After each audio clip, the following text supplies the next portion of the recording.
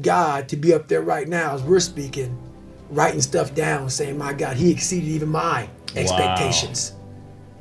That's how I live my life. I now know that there is no cap on the human mind.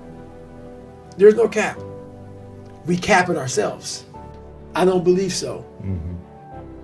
Because one thing I found out was for several years I gave myself a way out. When you were 300 pounds? When I was 300 pounds, when I was, all the way up until I was 24 years old, I would climb a mountain, I'd fall back down. I start climbing, I fall back down for the first 24 years of my life. I went to my first hell week, my second hell week, and then my third hell week came in SEAL training, and the CEO, Captain Bowen, looked at me. I'm on crutches, I'm all jacked up. He says, hey, this is your last time you're gonna go through buds. This is it. I had several stress fractures. I had double pneumonia. I was jacked up, and he gave me a few months to heal. He said, this is your last time going through. I shouldn't even let you go back through. Wow. I started Navy SEAL training with stress fractures. Stress fractures, That's not shin splints. That's hard to finish. Stress fractures. Starting the hardest training, arguably the hardest training in the world with stress fractures. And this is when I started to not put a cap on the body if the mind is there. Every morning I would wake up at 3:30 in the morning, 4 o'clock in the morning, go to my dive cage, go in there before anybody saw me. I'd get duct tape, and I would tape from my forefoot all the way up to the mid of my calf, and I would put 2 black socks on. And so I ran not using the pivot. Oh my gosh. And I ran my hip flexors. So for the first 45 minutes to an hour, I was in absolute excruciating pain. But what motivated me through that whole process was the fact that this kid came from that. I'm in the hardest training in the world, in the worst shape of my entire life. What if I can graduate amongst these studs? Wow. All these guys around me are studs. They're stallions. They're gladiators in my class. They're all healthy. Most of them. They're not broken like this. They may have some, everybody's sick going through that training. Yeah. But if I can graduate, it would change everything for me. If I can start the hardest training in the world, broken, and graduate. So my mind fed off of that. You are now, from the weakest man, you are now the hardest man to ever live. If you can do this. If you can do this. Life is one big mind game. And you're playing it with yourself. Is it true? I don't care. It got me through the hardest training, starting out broken. Where most people quit, I had just started. Wow. And when you take that mindset and you learn to flip that around, that's what made me powerful. And my body followed. And 3 months later, my stress fractures were healed by running on them. It's calcifying it, just like... I never had them since. I'm 43 years old. Wow. I ran 7,000 miles in 2007. Haven't had a stress fracture since. And I'm not saying to do that. I'm just saying that when the mind and the body connect and you don't give yourself a way out. The only way out for me at that time was death. Wow. I'm going to be a Navy SEAL. Or I'm going to die. Or I'm going to die trying. Yeah. Period. And my body said, Roger that. We're going to get you through this. Wow. And as you hear in that 100-mile race I did, I started figuring out more and more and more and more about at the other end of suffering is a life that no one, and I'm not talking about go out there and kill yourself. Don't take these words and flip them and say, oh my God, no. It just be uncomfortable. I call it suffering. Don't physically injure yourself. Yes, not saying that. And then be out for 6 months. That's right. That's no good. That's no good. I'm not saying do what I did. Yeah. I was in a spot that life forced me. I had a choice. I had a choice to be this guy or the guy that's in front of you. I had choices. I chose this path. And you're still choosing it. And I'm still choosing it. You can go back to that guy at any moment. Because I found out something with those stress fractures. I found out something through facing all these things. I found out a whole nother world, which is why I walk around with all my stuff in a black backpack. Wow. I found out a whole nother way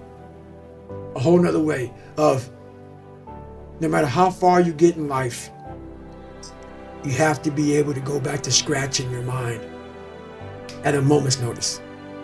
You can never get so far beyond scratch.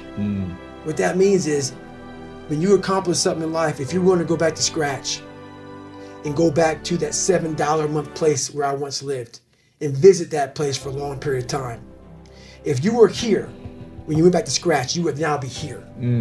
Scratch is what makes you better. Scratch, friction, obstacles create growth. There's no friction when you're this far up in the game anymore. You think there is. That's right. When you achieve so much, the friction is minor. Because why? I'm sore. I'm gonna get a massage today. I'm hungry. I'm gonna eat today. The refrigerator is always full. So your comforts are now, so your discomfort is now very minuscule to your discomfort back here in the $7 a month place.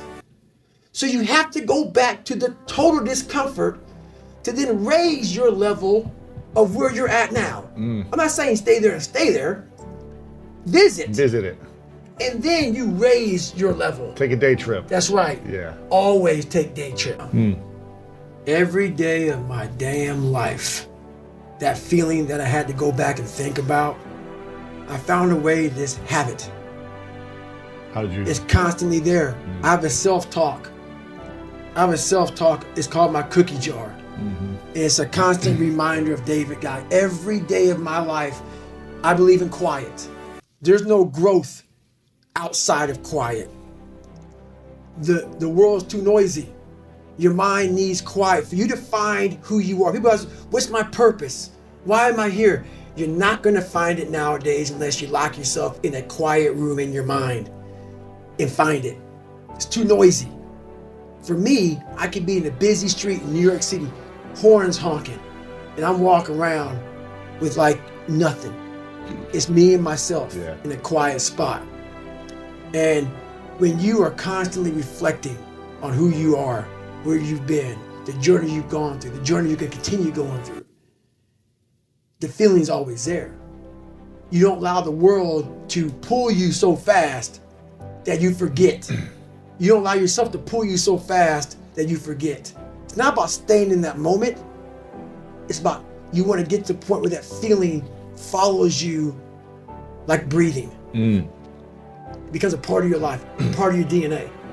But it's made. Like these calluses on my hands right now, they're made.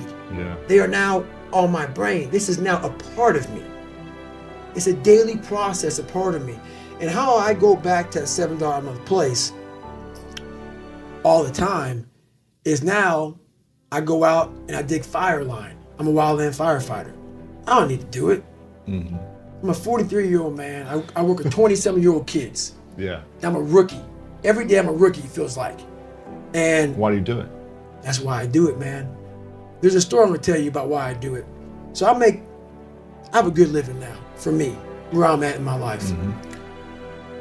I was out on a fire in Colorado, and we were digging fire line on this, like 50%, like it was like on the side of a daggone mountain. And we're trying to keep the fire from moving, and we're digging this fire line 14 inches, or my fault, 18 inches wide, 3 miles long, 12 of us digging. And it is the hardest work. You make $12 an hour. Wow. Okay? Nothing. You set up your shop. Like when you're done digging, you just pretty much lay down, you go to sleep, and you get up, you dig some more. Really? This happens for 2 weeks long. What are you digging? It's like a hole. You're digging a line. So you're trying to get down to a mineral source. So you're trying to get down to the earth. So that if that fire is moving, it can't burn dirt. Really? So you're moving fuels. Got it. So not only are you digging, you're cutting down trees. It's hard work. But the moral of the story is I'm 43. Don't need to do it at all. This is why I do it. You're making money. I'm making money. I have a good life. I don't need to do it. And everybody asks me why I do it. This is why. This 21-year-old kid was out there, and he wanted a pair of running shoes. So all he wanted was a pair of running shoes. 60, 70, $100, whatever, easy for us. Running shoes. He looked up at the mountain that we had been on for days digging this fire line.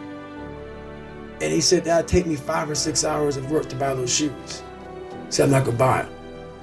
It's the perspective of life. That perspective of life right there, that is the value that we lose. When things start to come so easy in life, it's the perspective that 21-year-old had. He looked up at that mountain and thought, he looked at his hands, he looked at the amount of hours of pulling that Pulaski, that tool, and raking that ground, and then cutting those trees and moving them, and that hours of work. He looked at his feet and said, these old shoes would do. It's that perspective in life that we lose. And that story to most people may not mean anything. It's that story I always want to have in my life. You cannot lose perspective of where you've come in life.